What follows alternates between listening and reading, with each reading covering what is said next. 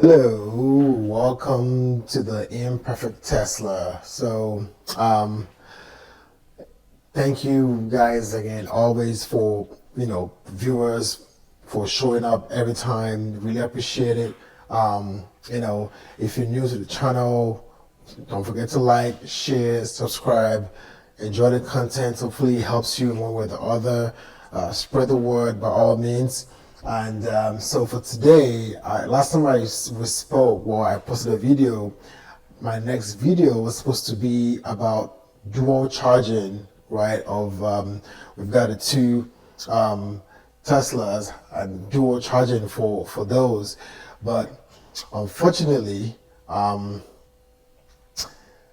next day I posted that video, we had an issue. So in this video is just to to walk you through that process that we went through, our experience with trying to get the flat repaired and all that good stuff. So enjoy. I did a video. My last video was about exterior accessories, right?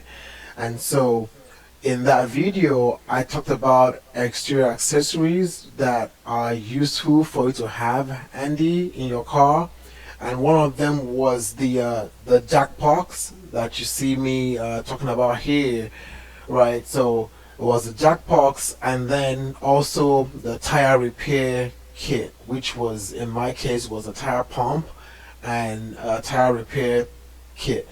And I was just talking about, like, you may not need these things, but it's very useful to have should you need it. And apparently I was tempting fate, because the next day, boom, this happened. My wife called me that she had a flat. It was Labor Day, Monday. I had a tire pump in my car. She's at work 30 minutes away, and she goes to leave work at night, and that's what she came to. So I had to get in the car, drive over, and get the pump going to get our back up to where we could at least get the car home.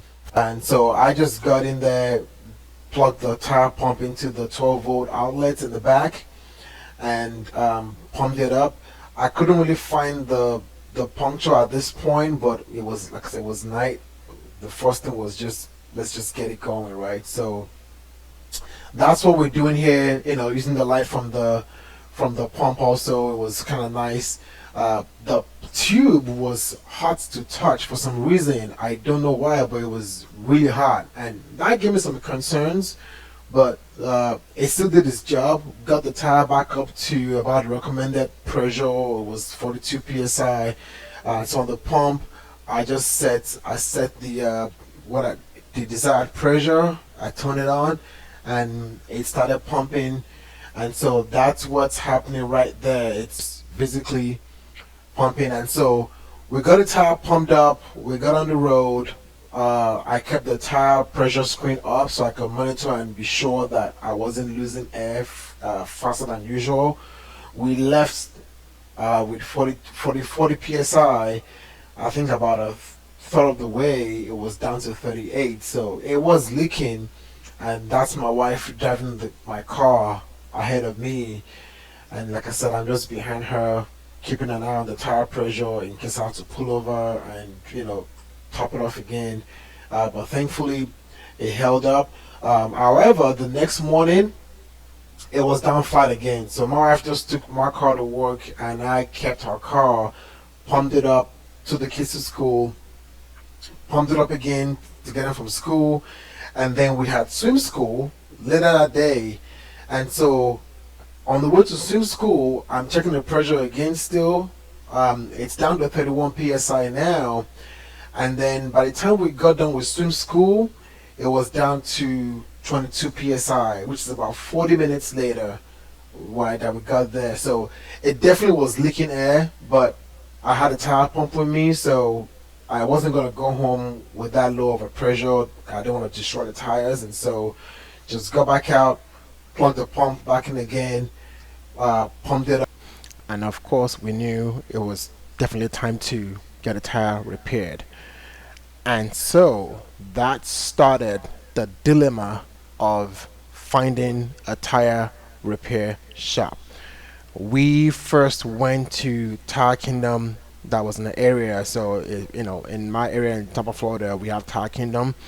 We went there. I drove there with a car, and I went in there and I told them I had a flat repair. Oh yeah, sure, we do that. I'm like, before we move on, it's a Tesla. Oh no, we can't do it. I'm like, what do you mean? We don't touch Teslas. I'm like, I'm not asking you to fix the car. I'm here for a tire repair. It's a tire like every other tire. No, we can't touch it. We can't do anything with Teslas. I'm like, really? Yes, really. We can't. We can't touch it. Can't do it. So I got back in the car to the next tire shop, around the area. So next up, we went to Tire Plus. So yes, we got to Tires Plus. Apparently not Tire Plus, Tires Plus. We got there. Same story. I'm here for flat tire repair. Oh yeah, sure, cool. Just before we move on, it's a Tesla. Any concerns?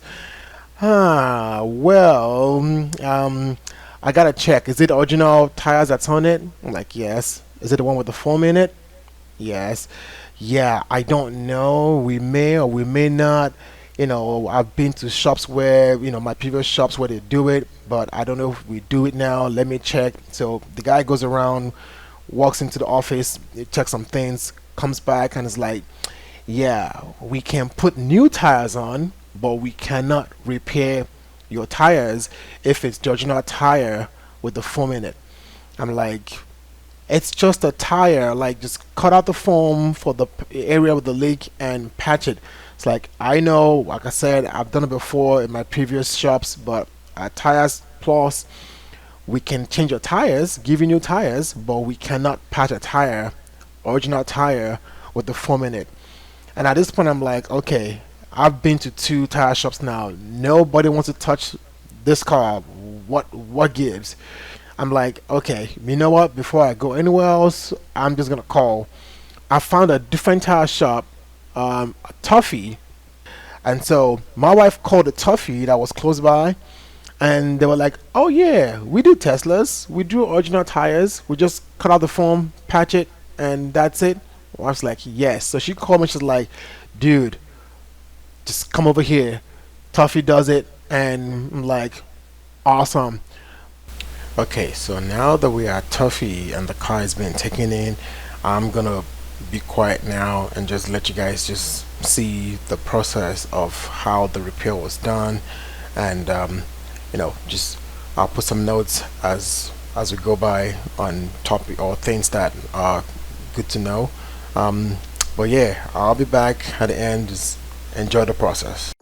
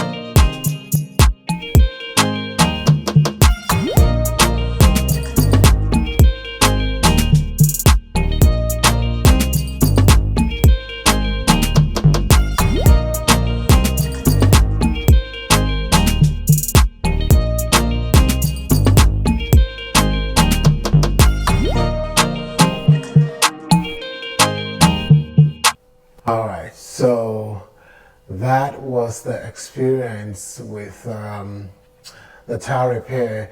You know, the repair kit, the tire kit has a repair kit in it, and initially I thought, well, I mean, I've got a repair kit, maybe I could try and patch the tire myself.